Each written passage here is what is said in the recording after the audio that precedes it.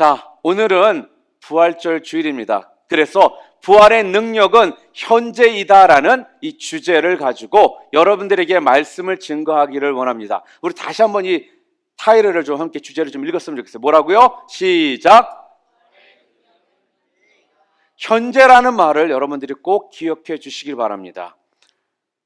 오늘이 바로 여러분들이 잘 알고 있고 또 어릴 적부터 이날이 되면 부활절 주일을 여러분들이 아마 예배를 드렸을 것입니다. 바로 오늘이 어둠과 사망의 권세를 깨트리시고 죽음에서 부활하신 부활절 주일입니다. 여러분들이 심령들 가운데 이 부활절이라는 의미가 어떻게 지금 다가오고 있고 또 어떻게 이해가 되고 있는지는 정확히 제가 알 수는 없습니다. 그러나 믿기는 여러분 모두가 예수님께서 부활하셨음을 믿는 형제자매들이라고 저는 믿습니다. 예수님께서 부활하셨습니다. 믿으십니까? 이 부활의 신앙이 바로 여러분의 신앙의 핵심이요, 여러분의 삶 가운데 이것이 흔들릴 때 여러분의 삶이 흔들리게 된다는 거예요.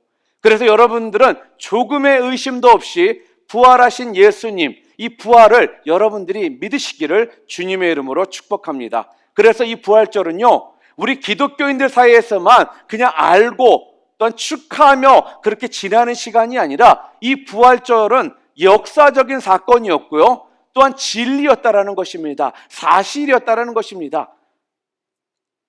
오늘 우리가 예수님의 그 부활의 역사적인 사실을 믿고 오늘부터 혹시라도 거기에 대한 조금의 의심이 있었던 지체들이 있다면 분명히 믿으실 때에 놀라운 역사들이, 놀라운 기적의 역사들이 여러분들 한 삶을 통해서 드러날 것이라는 것을 저는 자신 있게 여러분들에게 오늘 선포합니다.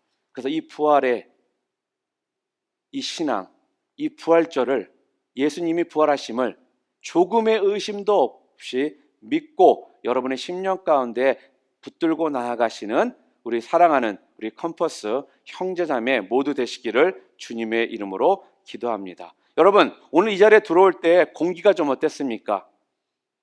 조용필 노래 가운데 바운스라는 노래가 있더라고요. 여러분 그런 느낌 안 드세요?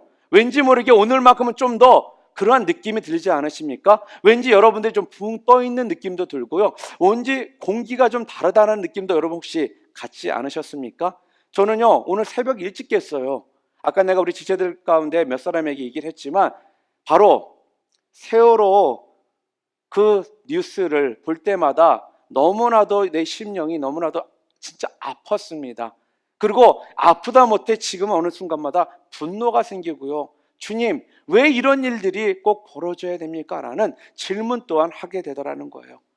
그래서 이 아침에 일어나면서 새벽에 주님께서 깨워주셔서 일어나서 깨어서 내가 했던 것이 뭐냐면, 주님 비록 지금 아직도 200 몇십 명의 실종자들이 있고 또 그들 가족들이 그들이 살아서 돌아오기만을 기다리고 있는데 혹시라도 그들 가운데 이 부활의 신앙에 의심을 갖는 그러한 영혼들이 생기지 않도록 부활하신 그 주님, 부활하신 예수님, 죽음과 어둠의 권세를 이기셨던 주님의 그 메시지가 그 가족들에게 또 그것 때문에 지금 함께 기도하는 많은 사람들에게 함께 전달되는 그러한 시간이 되게 해달라고 아침에 저는 솔직히 기도했습니다. 그래서 오늘 참 마음적으로는 기쁘지만 또 한국의 소식을 생각하면 마음이 너무나도 아픕니다. 여러분 하이스쿨 스튜던이면 11학년 정도밖에 되지 않는 그러한 젊은이들이 300명 이상의 사람들이 지금 하루아침에 생사를 알 수 없는 이러한 상황에 놓였다라는 거, 그리고 우리 어른이라는 사람들이 조금만 노력했다라면, 조금만 일찍 그 사건들을 대처했다라면 한 명이라도 더 지금은 구할 수 있었을 텐데 라는 생각을 가지면서 다시 한번 우리 인간이 할 수 있는 것이 이렇게 없구나라는 것을 다시 한번 느끼게 됐습니다. 세대가 지금 이렇게 빨리 발전하고 테크놀로지가 여러분이 생각할 수 없을 정도로 지금 발전해 있습니다. 그러나 우리 인간의 죽음은요, 우리의 그런 테크놀로지나 우리의 어떤 의도로 우리의 어떤 행동을 가지고 이렇게 저렇게 할 수가 없다라는 겁니다. 전적인 하나님의 인도하심과 하나님의 그 주권이 그 가운데 있지 않고서는 절대로 우리의 삶은요, 지금 살아있다 해도 죽은 것이 될 수가 있고요, 죽었다 해도 산 것이 될 수 있다는 것입니다. 오늘 바로 부활절 주일, 어둠의 권세를 이기시고 부활하신 이 주님을 여러분들이 붙드심을 통해 세상의 테크놀로지를 의지하는 것이 아니라, 인간의 그러한 지식과 인간의 경험을 의지하는 삶이 아니라 오직 우리 주님의 부활을 믿고 그 부활의 신앙 가운데 여러분들이 이 땅에서 승리하며 나아가시기를 주님의 이름으로 축복합니다. 그래서 우리 부활은요, 이렇게도 부릅니다. 아침이라고, 아침의 사건이라고 우리 부릅니다. 우리 청년들에게는 아침이 두려운 시간입니다. 밤은 눈이 반짝반짝합니다. 그러나 여러분들이 부활의 신앙을 진정 느끼고 부활의 신앙을 여러분들이 믿고 나가기 위해서는요, 여러분 또한 아침의 사람들이 되셔야 된다는 거예요. 예수님께서는요, 새벽에 아침에 부활하셨습니다. 그래서 우리 부활을 절날 우리는 그 뭐라고 부르냐면 아침의 사건이고 아침의 부활이라고 우리가 부르는 이유가 그만큼 아침은 새로움의 모습이고요, 새롭게 시작하는 것을 보여주기 때문에 그렇습니다. 비록 여러분들이 어둠의 형제자매요, 어둠이 좋았던 삶을 살았을정정 오늘부터라도 아침의 인간으로 변화받으셔서 더 이상은 어둠이 여러분을 자꾸 끌고 가는 삶이 아니라 새벽이, 아침이 여러분의 삶을 끌고 감을 통해 새롭게 모든 것을 포기하는 삶이 아니라 새롭게 언제든지 시작할 수 있는 그러한 아침의 사람들로서 여러분들 모두가 다시 변화되시기를 주님의 이름으로 축복합니다. 조금 작은데? 아멘? 자, 밤에는 서로 만나지 않는 그런 삶을 사세요. 그렇지만 아침에 만나는 거는 모든 사람들에게 열려 있습니다. 새벽 예배 끝나고 우리 새벽에 커피 한잔 할까? 이런 카톡 한마디 하는 거 좋습니다.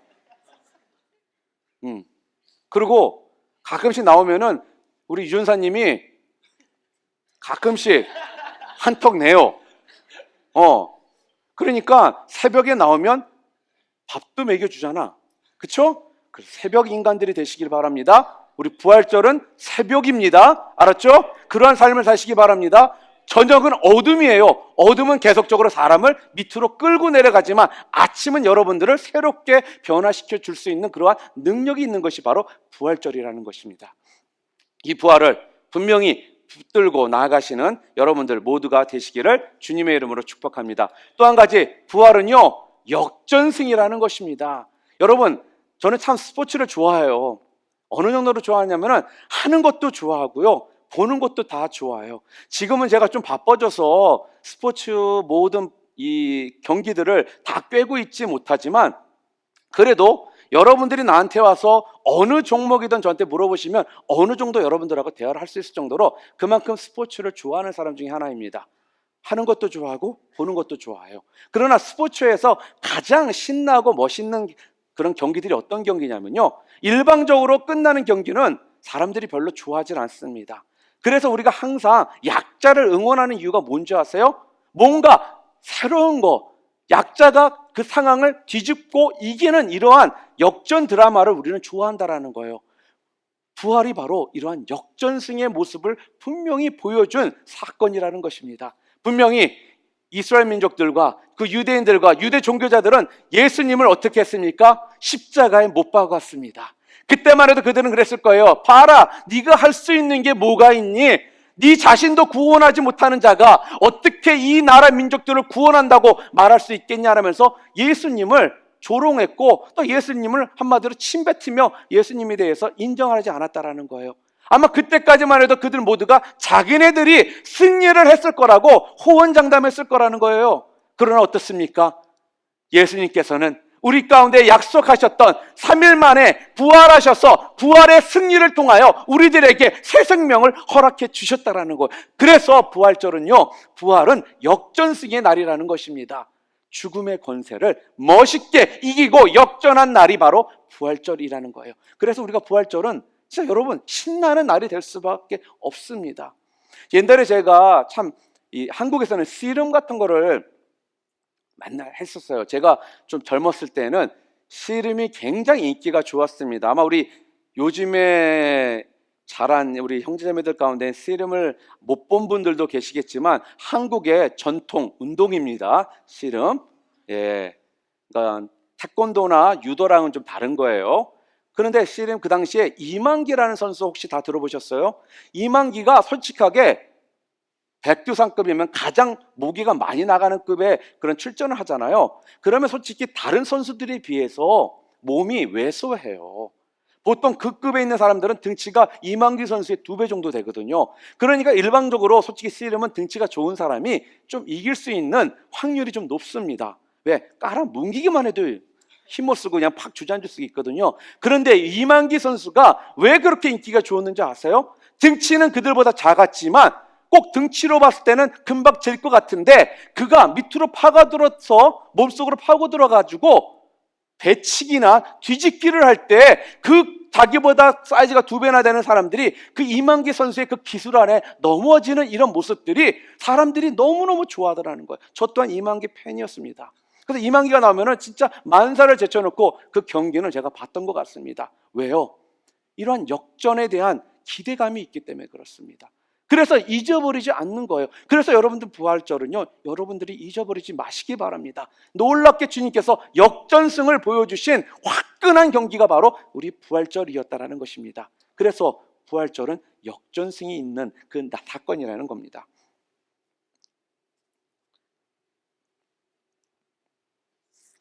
자, 오늘 본문에 보게 되면요, 이미 소망이 끊어져 버렸고 또한 다 끝나버린 한 가정의 모습이 나옵니다.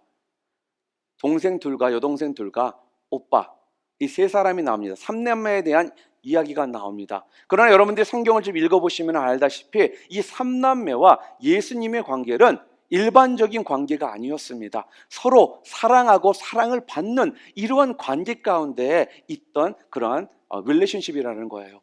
그런데 그 남매의 그 오라버니 죽었다라는 겁니다. 나사로가.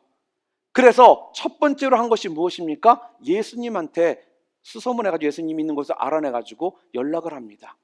주님, 오빠 나사로가 죽었습니다. 주님, 빨리 와주세요라고 연락을 했거든요. 일반적으로 우리가 관계가 가까운 사람이라면 무슨 어려운 일이 생기면 만사를 제쳐놓고 가는 것이 보통은 일반적이지 않습니까? 그런데 예수님께서 그렇게 이 3남매를 칭찬하고 사랑하시고 아낀다고 하신 분이 이야기를 들으시고 아무 반응을 안 하십니다. 그리고 이틀을 더 있던 곳에서 머무시더라는 거예요. 그러니까 마르다와 마리아는 예수님께서 오시지 않으니까 한마디로 이제 삐집니다. 어떻게 나를 그렇게 사랑하시고 나랑 이런 관계인데 내가 도움을 요청했는데 주님께서는 오시지도 않고. 자, 오늘 본문에 보게 되면은 2절에 이렇게 말씀합니다. 읽지는 않았지만 이 마리아는 향유를 주께 붓고 머리털로 주의 발을 닦던 자요. 대단한 헌신을 보여주었던 사람이 바로 마리아라는 거예요. 예수님의 입장에서 본다면 지금 마리아에게 사랑의 빚을 좀 졌다라는 그런 내용입니다. 그리고 이 3남매를 얼마나 아끼셨냐면요, 5절에도 예수께서 본래 마르다와 그 동생 나사로를 사랑하시더니, 그 동생과 나사로입니다. 사랑하시더니 직접 성경에 마르다와 그 동생 마리아 그리고 나사로를 사랑하셨다라는 거예요. 성경에 이렇게 관계가 좋은 관계 가운데 있는 것입니다. 그런데 예수님은 나사로가 병들었다고 함을 들으시고도 그곳에서 이틀을 더 머무셨어요. 그러니 그 사이에 나사로가 죽었습니다. 이틀이 머문 후에 갑니다. 주님께서. 그랬더니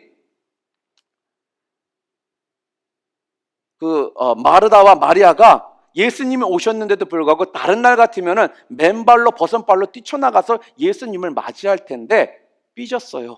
섭섭합니다. 그러니까 나가지도 않아요. 그래도 언니인 마르다가 먼저 나가서 예수님 오셨습니까? 라고 맞이합니다. 그러면서 요한복음 11장 21절에 이렇게 말을 하죠. 마르다가 예수께 여짜오되 주께서 여기 계셨더라면 내 오라버니가 죽지 아니하였겠나이다. 뭐라는 거예요? 얼마나 섭섭했는지 그 섭섭함이 지금 이 말 가운데 지금 분명히 묻어나오고 있습니다.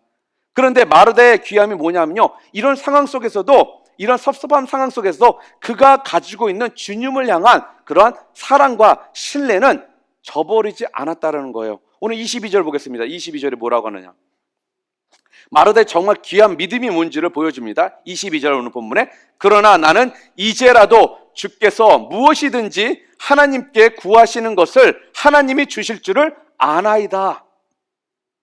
뭐라는 것입니까? 주님, 지금 빨리 오지 않으셔서 제가 섭섭하고 조금 마음이 상해 있지만 지금이라도 주님께서 마음만 먹으신다면 하나님께서 응답해 주실 것을 저는 믿습니다 라고 지금 그렇게 말을 하는 거예요. 마르다는요, 이러한 믿음을 가지고 있는 사람입니다. 대단한 믿음 아니겠습니까? 오라버니가 죽었는데, 그래 비록 제가 좀 섭섭하고 좀 삐져 있었지만 주님께서 지금이라도 하나님 앞에 기도하신다면은 나사로가 살아날 것을 저는 믿겠다라는 거예요. 대단한 믿음 아니겠어요? 사랑하는 형제자매 여러분, 오늘 마르다처럼 어떠한 상황일지라도 모든 상황 속에서 주님을 향한 여러분들의 그 믿음과 신뢰를 잃지 않는 우리 캠퍼스 형제자매 모두 되시기를 주님의 이름으로 축복합니다. 그런데 마르다의 이런 믿음이 어디에서 왔느냐? 오늘 본문에 또 나옵니다. 24절 말씀 보겠습니다. 마르다가 이르되 마지막 날 부활 때에는 다시 살아날 줄을 내가 아나이다 라고 지금 분명히 본문에서 말씀하고 있습니다. 무슨 말씀입니까? 그가 가지고 있던 확고한 이 부활신앙 때문에 이런 믿음이 나왔다라는 것을 말해주는 거예요. 이 부활신앙이 어떠한 상황에서도 흔들리지 않는 믿음을 그녀에게 가져다 주었다라는 것입니다. 마르다는 분명한 이 부활의 신앙을 분명히 믿고 있었기 때문에 비록 지금 자기의 오라버니 나사로가 죽었지만 그 부활의 때에 그가 다시 살아날 것을 자기는 믿는다라는 거예요. 이 복된 부활절, 저는 여러분들과 오늘 이 자리에 예배드리는 우리 모두가 바로 이러한 마르다가 가지고 있는 이 놀라운 이 부활의 이 신앙을 소유하시기를 주님의 이름으로 축복합니다. 이것이 진짜 필요하다라는 거예요. 비록 내 눈앞에서 내 사랑하는 오라버니가 죽었지만 부활의 날에는 분명히 살아날 것을 나는 믿습니다라는 이 부활의 신앙이 확실했기 때문에 마르다는 비록 섭섭하고 마음 가운데 힘듦이 좀 있었지만 그것으로 믿음을 굳건히 붙들었다라는 거예요. 뭐를 통해요? 부활의 신앙을 통해서. 그래서 부활을 믿는 자들과 믿지 않는 자들의 삶은요, 달라질 수밖에 없습니다. 부활의 신앙을 믿는 사람들과 부활의 신앙을 믿지 않는 사람들의 라이프는요, 분명히 다른 결과를 보여준다는 것입니다. 그런데 여러분, 제가 지금 여러분들에게 하고자 하는 포인트는 그것이 아닙니다. 지금부터가 여러분들과 내가 진정 나누고 싶은 핵심적인 포인트입니다. 오늘 이 마르다는 이 부활 신앙을 가지고 마음에 섭섭함이 있음에도 불구하고 흔들리지 않는 믿음의 모습을 보여줬다라는 것에 대해서는 진짜 칭찬을 받을 만합니다. 그러나 이 마르다의 부활 신앙에 결함이 조금 있습니다. 이게 왜 중요하냐면 바로 오늘 마르다가 가지고 있는 이 결함의 모습이 바로 여러분들과 내가 가지고 있는 그 결함과 똑같기 때문에 그렇어요. 무슨 말씀입니까? 오늘 마르다의 태도를 한번 잘 좀 분석해 보기를 바랍니다. 21절 말씀 다시 한번 보겠습니다. 21절에서 마르다가 이렇게 주님께 섭섭함을 지금 토로하고 있습니다. 뭐라고요? 주께서 여기 계셨더라면 내 오라버니가 죽지 아니하였겠나이다 라고 지금 말하고 있습니다. 여기서 마르다가 집착하고 붙들고 있는 것은요, 그 시제가 지금 뭐예요? 과거 시제예요. past tense라는 거예요. 주께서 여기 계셨다라면 좋았을 텐데 라는 거예요. 되돌릴 수 없는 과거에 대한 회한과 아픔이 지금 마르다를 지금 지배하고 있는 것입니다. 그때 그랬으면 좋았을 것을, 그때 이랬어야 했는데 과거를 생각하며 과거에 집착해서 지금 이 상황 가운데 지금 본인의 믿음을 선포하고 있는 거죠. 32절 말씀, 32절에 보게 되면은 마르다 말고 또 여동생 마리아도 똑같은 말을 합니다. 32절 본문 말씀에 이르되 주께서 여기 계셨더라면 내 오라버니가 죽지 아니하였겠나이다 하더라. 언니와 여동생이 지금 똑같은 이야기를 하고 있습니다. 여기 계셨더라면 과거적인 이야기 가운데 과거에 집착해서 과거만을 생각하고 지금 이야기를 하고 있다는 거죠. 예수님을 향한 이 두 자매의 원망 속에는 그래서 공통점이 있습니다. 그 공통점이 뭘까요? 바로 책임 전가입니다. 책임 전가가 여러분 무슨 뜻입니까? 다른 사람 때문이라는 거예요. 결과적으로는 너 때문에 나한테 이런 일이 생겼다라는 거예요. 나 때문이 아니라 바로 너 때문에 나한테 이런 일이 생겼다라는 거예요. 지금 예수님께 자기 오빠가 죽은 것에 대한 책임 전가를 지금 하고 있는 것입니다. 예수님이 오지 않았기 때문에 오빠가 죽었잖아요 라고 말을 하는 거예요. 예수님이 뭔 잘못입니까? 예수님이 뭐 죽였습니까? 예수님은 아무것도 하지 않으셨는데 마리아와 마르다는 지금 예수님 때문에 오빠가 죽은 거라는 거예요. 책임 전가를 누구한테 하고 있다라는 거예요? 예수님한테 하고 있습니다. 지금 오늘 우리도 그런 경우가 많지 않습니까?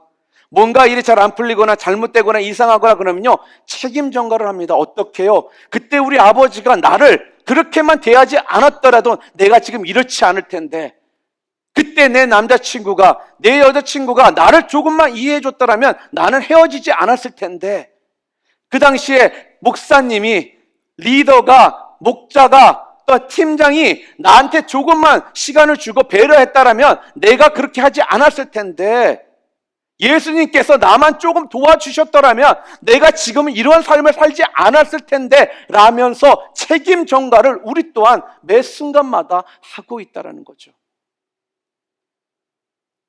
여러분 자신들의 삶을 한번 뒤돌아보세요. 뭐 한 가지 나 때문에 이렇게 됐다라고 여러분들 생각하신 경우가 얼마나 되십니까? 항상 우리는요 내 자신을 탓하기보다는 남들 탓하기에 바쁩니다. 저 사람 때문에 내가 지금 이렇게 됐다라는 거예요. 저 인간 때문에 내 삶이 지금 이 꼴이 됐다라는 거예요. 이게 우리가 지금 매 순간마다 책임 전가라는 그런 모습이라는 겁니다. 이런 사람들은 그래서 항상 시선이 과거에 잡혀 있습니다. 자꾸 과거만을 생각을 해요. 옛날에 내가 이랬었는데, 내가 옛날에 저랬었는데, 자꾸 옛날 그 과거에 집착해서 그것만을 생각하니까 여러분의 삶이 앞으로 나가는 것이 아니라 매일 뒷걸음치를 치는 이러한 모습 가운데 여러분의 삶이 살게 되더라는 겁니다. 여러분, 과거는 과거입니다. 과거는요, 여러분이 그것을 통해 앞으로 더 전진하기 위해서 허락된 시간이었다라는 거예요. 그러니 그것을 통해서 똑같은 일들을 저지르지 않도록 하기 위해서 우리들이 과거가 필요한 거지, 그 과거에 집착해서 그거에 목매여서 그거에 잡혀가지고 앞으로 나가지 못하게 하기 위해서 과거가 있는 것이 아니라는 것입니다. 솔직히 말해서 제가 여러분들에게 자주 하잖아요. 신앙생활 재밌게 하라고요. 저는 여러분들 가끔씩 보면 아니 도대체 왜 신앙생활을 이렇게 힘들게 할까라는 생각을 참 많이 가져요. 내가 그랬잖아요. 교회할 때 웃으면서, 사람과 대할 때 웃으면서 기쁘게 하라는 이유가, 아니 이 좋은 부활의 신앙을 붙들고 있는 자들이, 예수님의 능력, 십자가를 분명히 믿는다는 사람들이 어떻게 결과를 알면서 이러한 모습으로 이 땅에서 살아갈 수 있을까라는 생각을 갖는 거예요.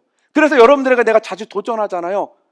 자원하는 심령으로 하고 기쁘게 신앙생활 하라고. 그래야지 여러분을 통해서 십자가의 능력이 흘러가는 거고요, 부활의 신앙들이 사람들에게 흘러가는 것이거든요. 그러나 여러분들의 모습 보고 부활의 신앙이 있는 것처럼 보입니까? 십자가를 믿는 자들처럼 보입니까? 그렇지 않다라는 겁니다. 그렇기 때문에 우리는요 십자가, 이 부활 붙든다면 여러분은 즐겁게 신앙생활 하셔야 돼요. 왜? 여러분 자신들이 그 부활을 믿는다고 했기 때문에. 그 부활 때문에 여러분들이 지금 이 땅에서 이러한 귀한 삶을 살고 있다는 걸 여러분들이 믿는다고 했기 때문에 이 부활의 신앙이 여러분의 삶을 바꿔줘야 된다는 겁니다. 어떻게 해요? 여러분의 모습을 통해, 여러분의 행동을 통해, 여러분의 언어를 통해 그런 것들이 흘러가야 된다는 거죠. 자주 쓰는 말 있잖아요, 제가요. 불평하는 사람 옆에 있으면 여러분 자신도 불평하는 자가 된다고.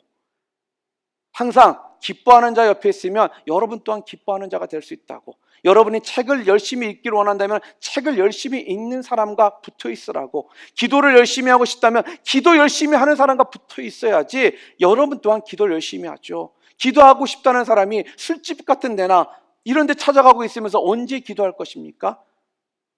사람들을 축하해주고 기뻐해주고 항상 기쁨 가운데 은혜 충만한 가운데 이런 삶을 살기 원한다면 그러한 삶을 사는 사람과 붙어 있으세요. 그래야지 여러분들이 그 삶을 통해 영향도 받고 도전도 받을 수가 있거든요. 그러니까 여러분이 누구와 함께 누구 어떤 삶을 살고 있느냐에 따라서 여러분의 삶은 달라질 수밖에 없습니다. 여러분 행복하게 기쁘게 봄날처럼 살고 싶으십니까? 그렇다면 부활의 이 능력을, 부활의 이 영광을 여러분들이 머리로만 알고 계시지 마시고 여러분의 삶을 통해 선포하시기 바랍니다. 그럴 때 여러분은 부활의 신앙이 회복되는 것이고 부활의 능력이 여러분의 삶을 통해 흘러가는 삶을 살 수 있게 됩니다. 내 속에 쓴뿌리가 있으면요, 여러분은 계속적으로 과거에 매여 사는 삶이 됩니다. 쓴뿌리가 있는 사람은요, 과거를 붙들고 사는 사람은 매 순간 다른 사람들에게 책임 전가를 할 수밖에 없습니다. 쓴뿌리가 있는 사람, 과거에 얽매여 사는 사람들은요, 항상 원망하고요, 후회하며 살게 되어 있다는 것입니다. 더 이상은 그 쓴뿌리, 그 과거를 멋있게 잘라 버리시기 바랍니다. 그럴 때 여러분들은 더 이상 책임 전가하는 삶이 아니요, 원망하는 삶이 아니요, 또한 후회하는 삶을 여러분은 더 이상 살지 않게 되실 것입니다. 그것 때문에 부활이 있는 것입니다. 여러분들에게 그 길을 열어주시고자 주님께서 십자가에서 달리시고 3일 만에 부활하셨다라는 겁니다. 여러분들에게 그러한 삶을 주시기 위해서. 오늘 다시 한번 말씀드립니다. 지금 오늘 마르다의 부활의 신앙을 우리가 점검하면서 그 마르다의 부활의 신앙 가운데 결함이 있는 부분들을 제가 지금 방금 전에 말씀을 드렸습니다. 23절에 예수님께서 이르시되 내 오라버니가 다시 살아나리라 라고 주님께서는 말씀하십니다. 예수님께서 뭐라고요? 나사로가 다시 살아날 것이다 라고 분명히 성경에는 말씀하고 있습니다. 그랬더니 금방 부활신앙을 고백했던 마르다가 어떤 태도를 보이는지 아세요? 24절 보세요. 마르다가 이르되 마지막 날 부활 때에 다시 살아날 줄을 내가 아나이다 라고 말하고 있습니다. 자 보십시오. 예수님은 지금 나사로가 다시 살아날 것이다 라고 그랬는데 부활신앙을 가졌다는 마르다는 지금 뭐라고 하고 있어요? 예, 마지막 날 부활할 것을, 다시 살아날 것을 믿습니다 라고 지금 그러고 말을 하고 있는 것입니다. 예수님은 지금이라고 하고 있는데 마르다는 뭐라는 거예요? 막연한 미래에 대해서 말을 하고 있습니다. 이 마르다의 믿음에서 우리가 발견되어지는 결함이 무엇입니까? 그의 부활신앙에는요, 그의 믿음에는 현재가 빠져 있다는 것입니다. 여러분, 이게 오늘 예수 믿는 우리가 범하기 쉬운 분명한 모습들입니다. 가만히 들여다보면요, 우리의 신앙생활 가운데 얼마나 현재의 부활에 대한 그 신앙들이 약한지를 우리가 너무나도 쉽게 알 수가 있습니다. 여러분 한번 물어보겠습니다. 여러분들 모두가 부활을 믿으십니까? 아멘.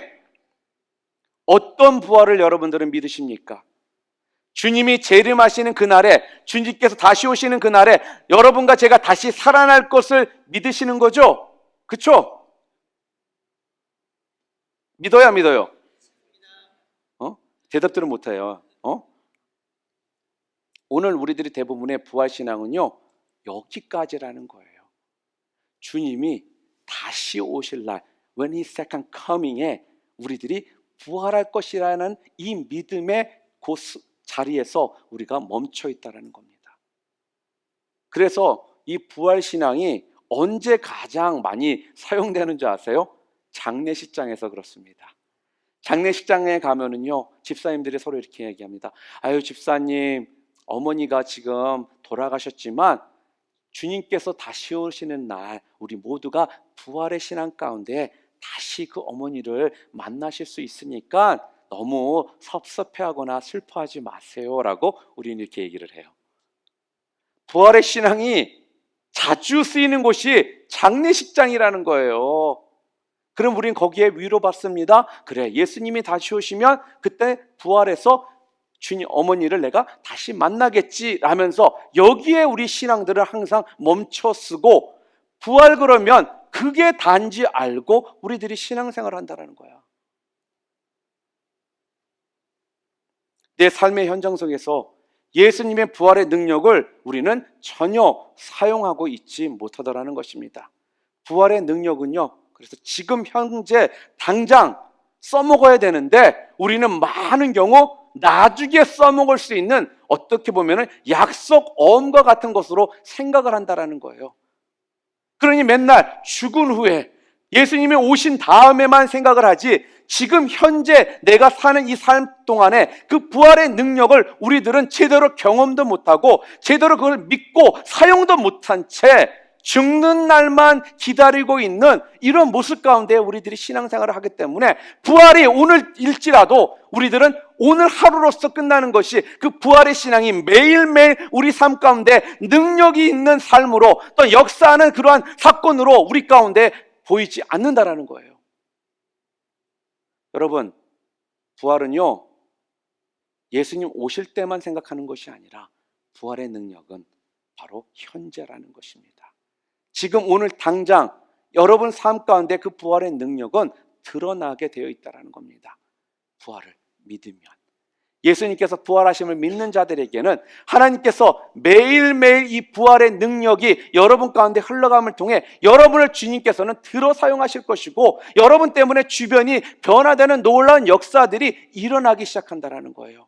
자꾸 나중을 생각하지 마시고 지금 역사하실 수 있는데, 지금 사용할 수 있는데, 지금 여러분을 통해 흘러갈 수 있는데 왜 이것을 여러분 스스로가 믿지 않고 모른 채 사시냐, 그 말씀입니다.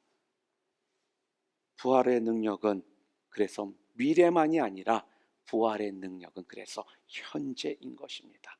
오늘도 여러분이 이 부활의 능력을 믿고 나가면 여러분 때문에 주변이 바뀔 겁니다. 여러분 때문에 여러분의 삶들 또한 바뀌게 될 것입니다. 여러분 때문에 놀라운 주의 놀라운 역사들이 여러분의 삶을 통해 분명히 일어나기 시작할 것이라는 것입니다. 그래서 부활을 자꾸 주님 오신 날만을 기다리며 그때 써먹는 어떠한 약속 어음으로 생각하고 사셨다라면, 오늘 이 시간부터 그 여러분이 갖고 있던 이 생각들을 다시 버리시고 부활의 능력은 현재라는 분명한 이 말씀을 여러분 심령 가운데 붙드심을 통해 부활의 능력이 여러분 삶을 통해 확실히 드러날 수 있는 그런 복된 삶을 사시는 우리 컴퍼스 형제 자매 모두 되시기를 주님의 이름으로 축복드립니다. 말씀을 맺겠습니다. 오늘은 우리 주님이 죽음에서 부활하신 부활 주일입니다. 사망 권세와 어둠의 권세를 깨뜨리시고 그 부활의 능력이 먼 미래에 사용되는 능력이 아니라 오늘 내 삶에 바로 지금 현재의 능력이 되는 그런 은혜가 여러분 모두에게 있으시기를 주님의 이름으로 축복합니다. 믿으십니까? 오늘부터, 지금 당장부터 여러분의 삶을 통해 그 능력들이 흘러갈 수 있도록 여러분 자신들의 마음들을 여시고, 또한 부활의 능력이 미래만을 생각하는 삶이 아닌 현재부터 진행되는 부활의 능력이 있음을 확신하실 때 여러분은 하나님 앞에 영광 돌리는 삶을 여러분 모두가 사시게 되실 것입니다.